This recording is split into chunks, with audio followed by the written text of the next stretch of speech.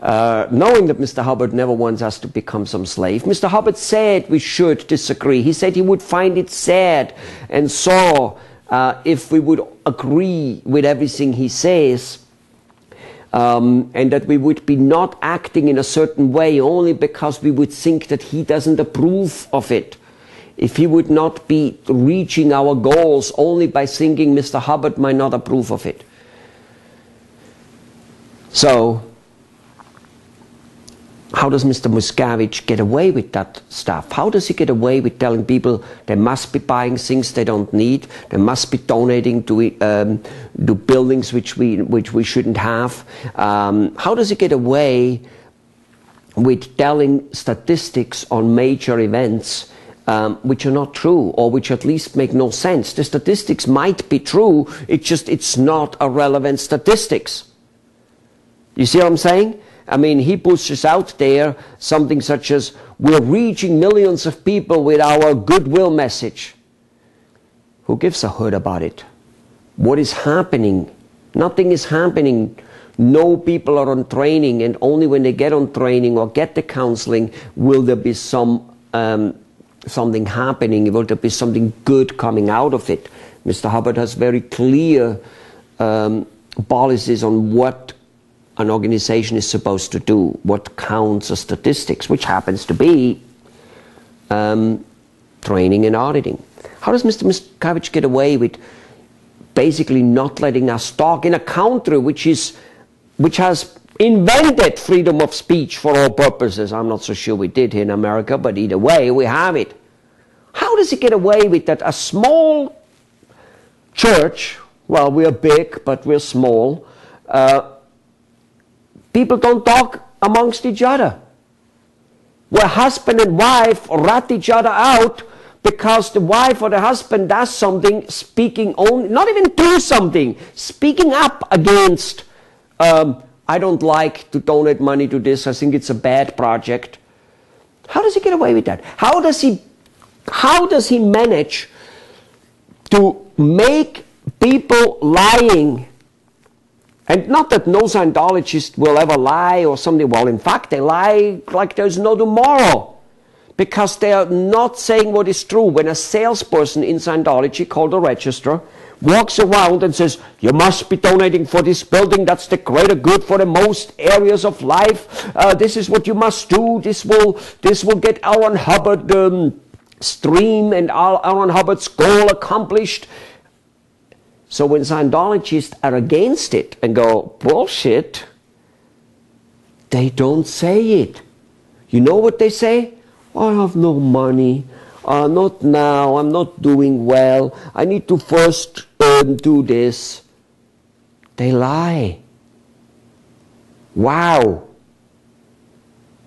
Why are they not speaking up and say, what the hell are you talking about? Why the hell would I want to donate for an ideal org, a bosh building, millions of dollars, and even if I only donate $5 of it for something which is not good and which is destructive and which has no purpose whatsoever?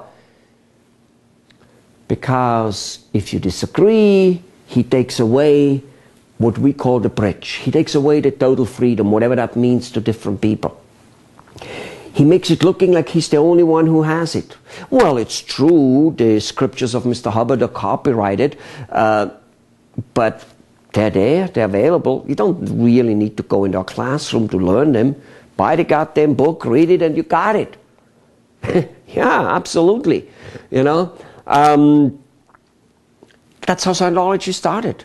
People bought the book, people read it, it spread, people used it with each other and did it. So, Mr. Miscavige is holding the very thing which people want. He's holding the carrot of total freedom in front of their nose, and then never gives it to them. In fact, let me show you how he doesn't give it to them. There's a certain level, let's just call it from 1 to 8, okay? Somewhere in between, let's just call a person goes clear, like he has like a pretty good state of existence, where he's pretty damn happy. All right, so he goes up there from 1 to 8.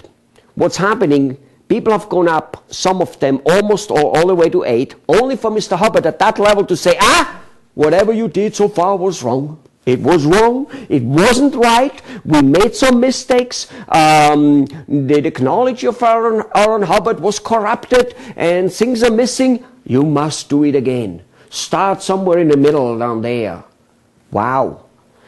With people who have made it all the way to, let's just say, clear, which is wherever, middle, lower middle.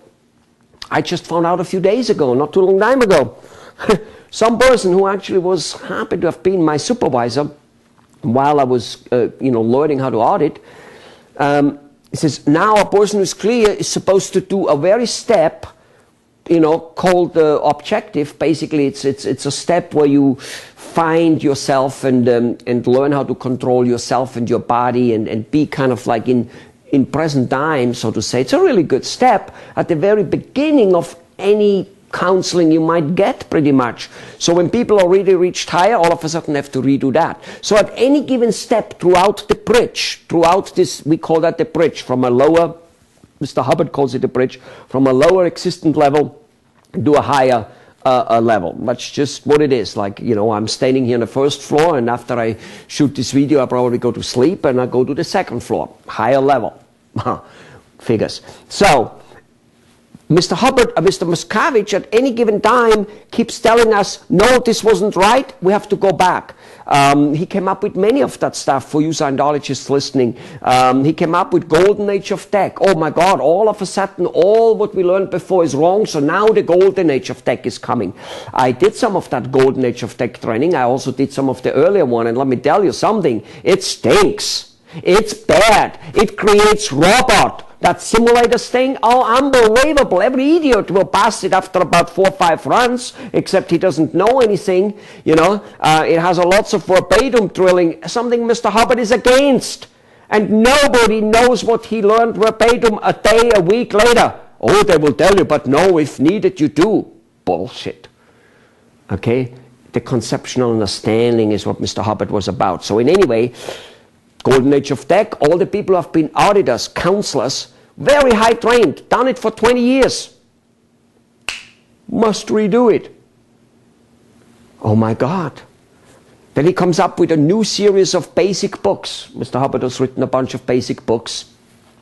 Mr. Hubbard never enforced on anybody, never told anybody to just read the books and then go and study the rest. No, the books are part of one study, another study, and probably when he came out with, everybody read the book as he came up with. But all of a sudden, the old books were all bad. The same books, mind you. The old books were all bad. There were some mistakes in it, and I'm sure there was some mistakes in it, a comma missing here, a little thing there.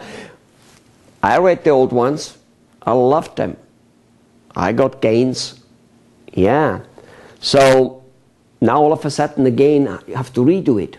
So as you can see, whether it's on the training side or it's on the counseling or the auditing side, when you reach a certain stage, Mr. Miscavige has a knack, a phenomenal knack for coming up with saying, aha, it was wrong before, you got to redo it. I am telling you, Mr. Scientologist and Mr. Non-Scientologist out there, you will never reach the top of the bridge. OT8, the top of the bridge. There was about, 1,200 of them at one point.